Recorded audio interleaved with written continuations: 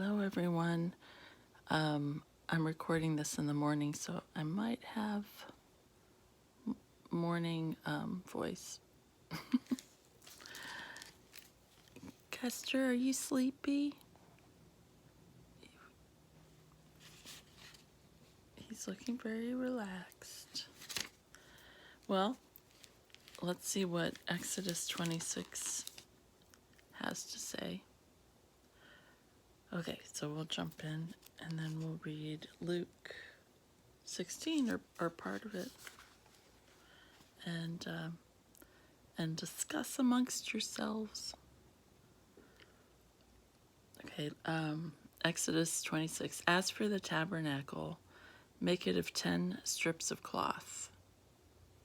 Make these of fine, twisted linen, of blue, purple, and crimson yarns, with a design of cherubim worked into them. The length of each cloth shall be 28 cubits, and the width of each cloth shall be 4 cubits. All the cloths to have the same measurements. 5 of the cloths shall be joined to one another, and the other 5 cloths shall be joined to one another.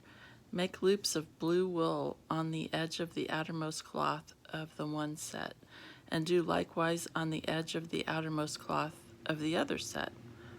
Make 50 loops on the one cloth, and 50 loops on the edge of the end cloth of the other set.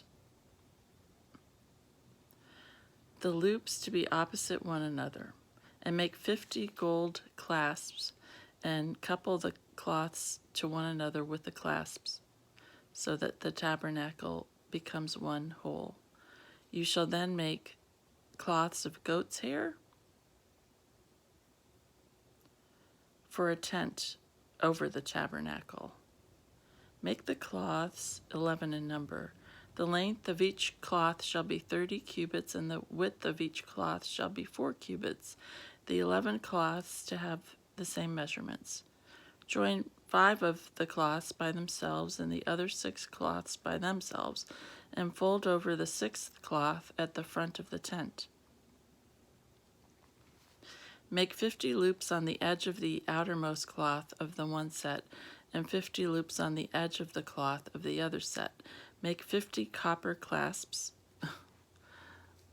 Pardon me, I have a hard time saying clasps. I don't know why that's hard to say. That's me, not the Bible. Okay, take 2, verse 11. Make 50 copper clasps, and fit the clasps into the loops, and couple the tent together so that it becomes one whole. As for the overlapping excess of the cloths of the tent, the extra half cloth shall overlap the back of the tabernacle, while the extra cubit at either end of each length of tent cloth shall hang down to the bottom of the 2 sides of the tabernacle and cover it. And make for the tent a covering of tanned ram skins and a covering of dolphin skins above. You shall make the planks for the tabernacle of acacia wood, upright. The length of each plank shall be 10 cubits, and the width of each plank 1.5 cubits. Each plank shall have 2 tenons parallel to each other. Do the same with all the planks of the tabernacle. Of the planks of the tabernacle, make 20 planks on the south side, making 40 silver sockets under the 20 planks, 2 sockets under the one plank for its 2 tenons, and 2 sockets under each following plank for its 2 tenons. And for the other side wall of the tabernacle on the north side, 20 planks, with their 40 silver sockets, 2 sockets under the one plank and 2 sockets under each following plank. And for the rear of the tabernacle to the west, make 6 planks. And make 2 planks for the corner of the tabernacle at the rear.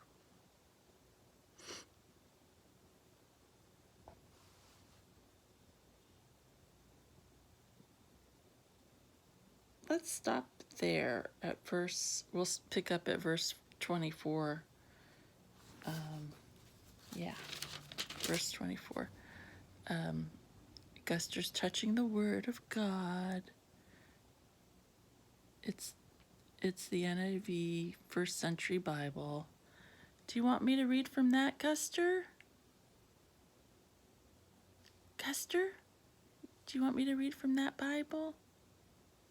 Okay, let's go on to the New Testament, and with we'll pick up at verse 24 next time. But yeah, very elaborate instructions about the building of the tabernacle. Very specific. Interesting how the Lord's design mind works. Makes me think of wonder of how he's designed everything and the extraordinary detail he's put into it all, including you, Guster. Okay, this is another book I was reading. Luke, Guster, are you going to read Luke with me? Okay, turning pages. Luke 16.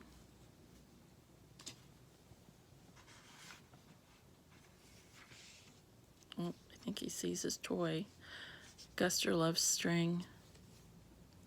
There it is. It's actually not string. It's I made a toy from a KN95 mask. I took the two straps off and tied them together because he loves he loves hair ties and elastic bands. So there's his special KN95 toy.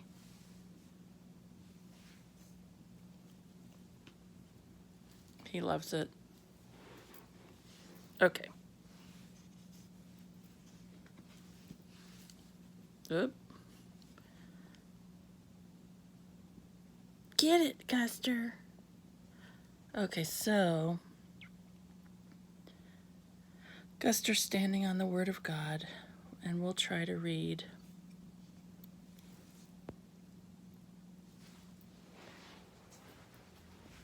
Okay. Let me proceed. I'm a little distracted.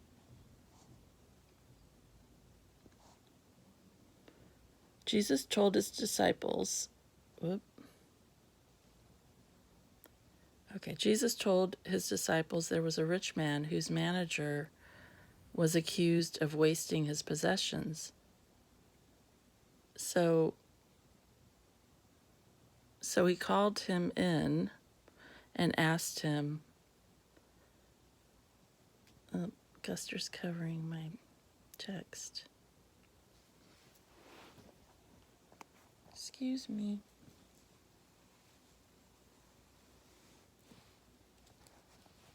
Okay. Pardon my finger. Okay.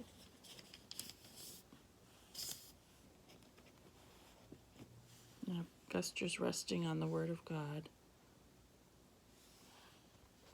Here.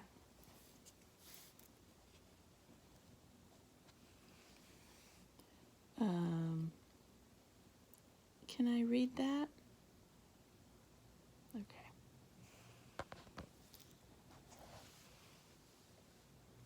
Let's try and read.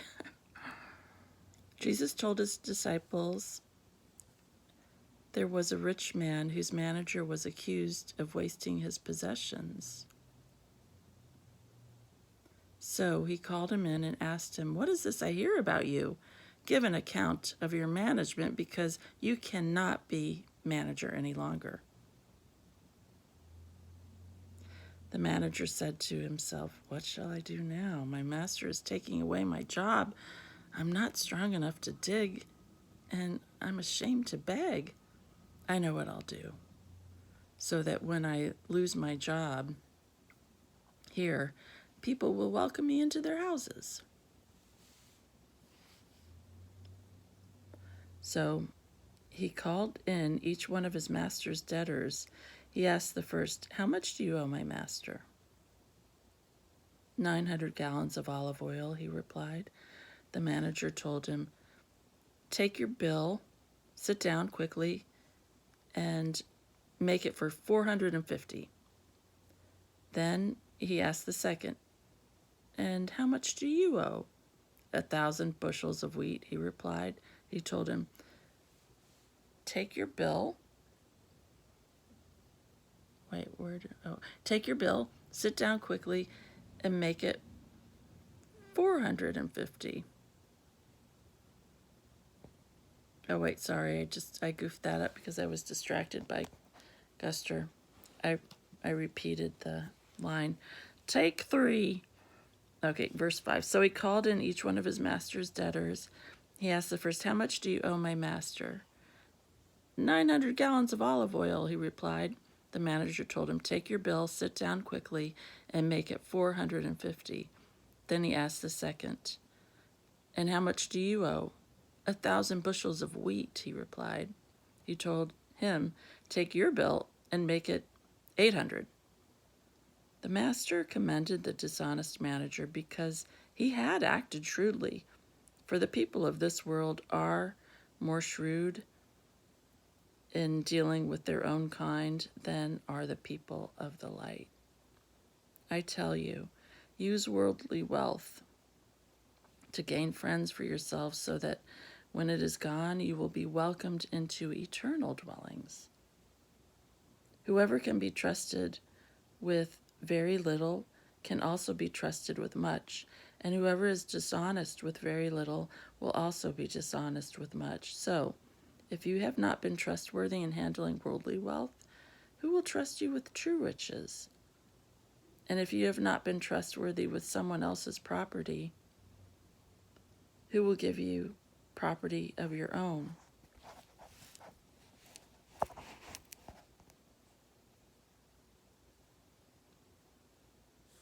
No one can serve two masters. Either you will hate the one and love the other, or you will be devoted to the one and despise the other. You cannot serve both God and money. The Pharisees who loved money heard all this and were sneering at Jesus. He said to them, "You are the ones who justify yourselves in the eyes of others, but God knows your hearts. What people value highly is detestable in God's sight." Okay, I'm wondering if we should stop there. That's me, not the Bible.